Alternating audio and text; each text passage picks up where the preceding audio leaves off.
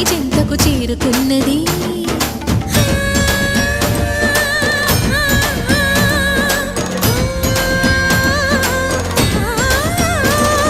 భవుని భువికి తరలించేలా, ధరణి దివిని తలపించేలా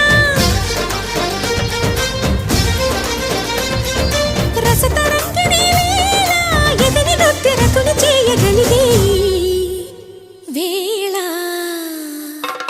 భరత వేదముగా నిరత నాట్యముగా కదిలిన పదమిది ఈశా.